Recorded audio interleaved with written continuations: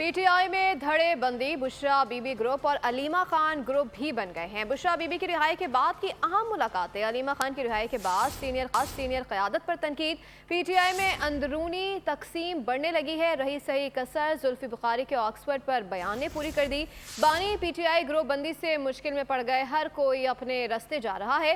Party शदीद खलफशार का शिकार हो गई है। सियासी पंडितों ने कहा है कि बानी पी टी आई इंतहाई गैर यकीनी सूरत हाल से दो चार हो चुके हैं। रास्त पार्टी खलफशार का सबब बनने लगा। जुल्फी बुखारी ने ऑक्सफोर्ड यूनिवर्सिटी के खिलाफ अदालत में जाने का ऐलान कर दिया। बानी पीटीआई को मुश्किल में डाल दिया। पार्टी में तकसीम का अमल तेज कर दिया।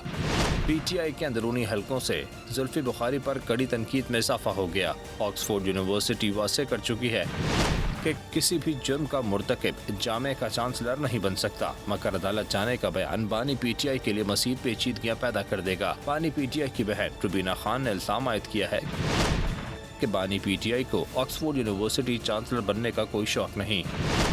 ये शोशाद जुल्फी बुखारी ने अपनी ज़ाती तशहीर के लिए छोड़ा है। सियासी तज्ज़ियाकार इस हवाले से वाज़ेह तौर पर कहते हैं कि पीटीआई जो पहले ही तकसीम और खलफशार का शिकार है, इसके लिए नया मामला मज़ीद परेशान कुन है। सियासी तज्ज़ियाकार भी कहते हैं कि बुशरा बीबी की रिहाई, इनका पेशावर जाकर अली अमीन गंडापुर के साथ बैठना, सीनियर क़यादत का इससे नाला होना, इसी तरह अलीमा खान का जेल से जमानत पर रिहा होना और पार्टी के कुछ सीनियर कायदीन पर तनकीद करना बानी पीटीआई की रिहाई के लिए बनाई जाने वाली पॉलिसी को नाक़िस करार देना भी साबित करता है कि पार्टी में बुशरा बीबी और अलीमा खान का ग्रुप वजूद में आ चुका है और दोनों एक दूसरे के खिलाफ हैं। सियासी पंडितों के मुताबिक इस अंदरूनी खलफशार ने न सिर्फ बानी पीटीआई को उमर अयूब, रऊफ हसन, मुराद सईद, बैरिस्टर गौहर, बुशरा बीबी, अलीमा खान समेत मुतअद्दिद ग्रुप्स में तकसीम कर दिया है, बल्कि बानी पीटीआई को नाकाबिल यकीन सूरत हाल से दो चार कर दिया है।